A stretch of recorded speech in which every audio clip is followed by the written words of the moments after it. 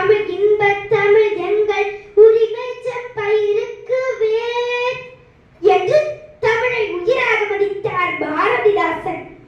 தடுக்கி விழுந்தால் மட்டும் ஆ ஆ, சிரிக்கும் போது மட்டும் இ ஈ, சூடுபட்டால் மட்டும் ஊ ஊ, அதட்டும் போது மட்டும் ஏ ஏ, வெட்கத்தின் போது மட்டும் ஐ, ஆச்சரியத்தின் போது மட்டும் ஓ ஓ, வக்கணையின் போது மட்டும் ஔ, விக்கலின் போது மட்டும் அக் என்று நம்மை அறியாமல் தினமும் தமிழை சுவாசித்துக் கொண்டுதான் இருக்கிறோம்.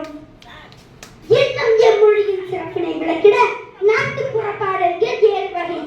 பிறந்த குழந்தைக்கு பாடுவது தாலாட்டு பாடல், கொஞ்சம் வளர்ந்த பிள்ளைகள் பாடுவது விளையாட்டு பாடல், களைப்பு நீங்கள் வேலை செய்வோர் பாடுவது தொழிற்பாடல், திருமணம் மற்றும் பிற நிகழ்வுகளில் பாடுவது சடங்கு பாடல், கொண்டாட்ட பாடல், இறைவனை வழிபடும் போது பாடுவது வழிபாட்டு பாடல். தமிழர் வாழ்வில் ஒவ்வொரு நிலைக்கும் இப்படி பாடல்கள் உண்டு.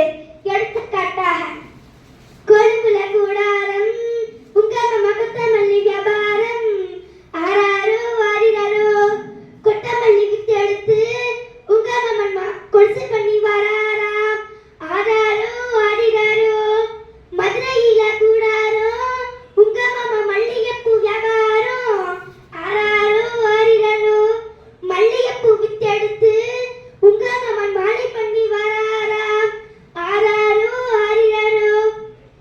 இன்னும் எம்மொழியின் சிறப்பினை விளக்கிட ஒரு கதை சொல்கிறேன்.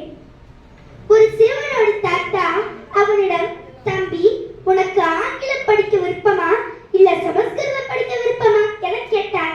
அதற்கு அச்சிறுவன், தாத்தா, நான் தமிழ் படிக்கவே விரும்புகிறேன் என்று சொன்னான். அதற்கு தாத்தா, தமிழ் படிச்சா ஆங்கிலம் படிச்சா மேலோகத்துல பெருமையா வாழலாம், சமஸ்கிருதம் படிச்சா பூலோகத்துல பெருமையா வாழலாம், ஆனா நீ என்னவோ தமிழ் படிக்க விரும்புறது பணிவாடு சொன்னான் சிறுவன். தாத்தா, ஆங்கிலம் படிச்சா அந்த உலகத்துல பெருமை, சமஸ்கிருதம் படிச்சா இந்த உலகத்துல பெருமை, ஆனா தமிழ் படிச்சா இரண்டு உலகத்திலேயுமே பெருமை. அந்த சிறு